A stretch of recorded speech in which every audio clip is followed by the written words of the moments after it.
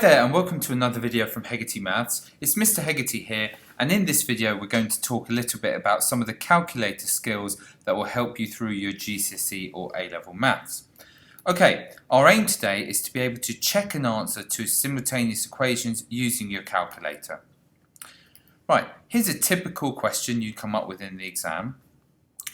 Solve some simultaneous equations. Now, do not, and I will repeat this at the end, you cannot just use the calculator. That's unacceptable. You can't just do what I'm about to show you and get the marks. You will not get the marks.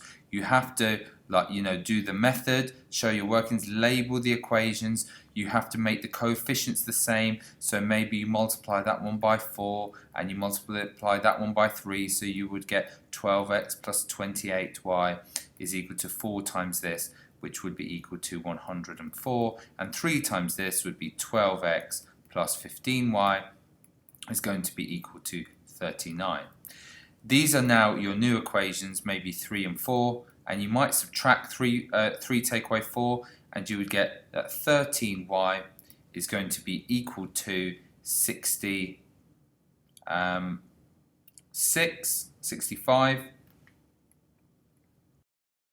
If you work that out, then you would divide by 13. Y would therefore be equal to 5. You would substitute this back up in here. So you would substitute in here and you would get, let's say, x is negative 3. I'm sure they're the answers. Okay.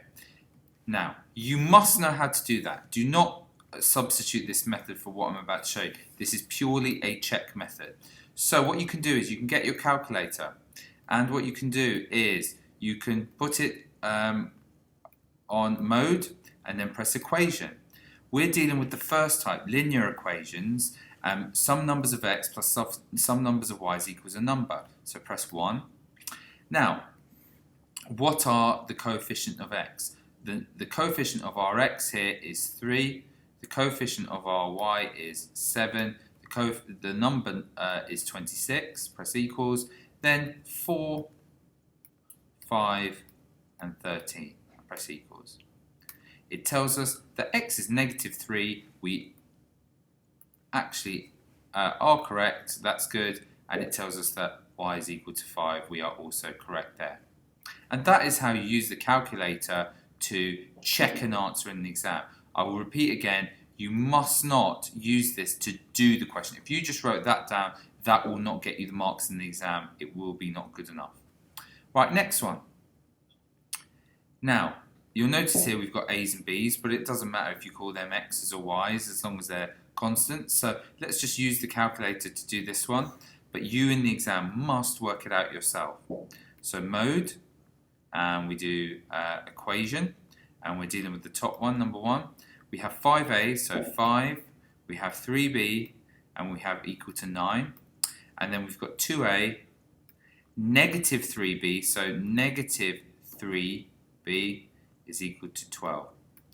Press equals, and we get that x is 3 and y is negative 2.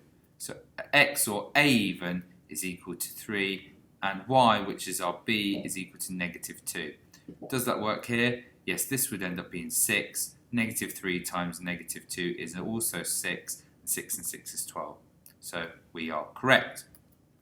Last one, just want to show you a slightly more complicated one. We've got 5a plus 5b is 9, 2b subtract 3a is 12. You must be careful here. If you're going to use the calculator to check this, you must have the a's in line. Okay, so what we're going to do is, this one's fine, but we're going to rewrite this as negative 3a plus 2b is equal to 12. Okay, the a's must be in line, the b's must be in line to use the calculator, and all we do is mode. So mode, equation number 5, step 1, and we say 5a plus 5b equals 9, and then we say negative 3a plus 2b is equal to 12. Press equals, and we have the following. X is equal to negative 42 over 25, and y is equal to 87 over 25. And we're done. That is how you use your calculator to check, and must be check, answers to simultaneous equations in an exam. Thanks loads for watching.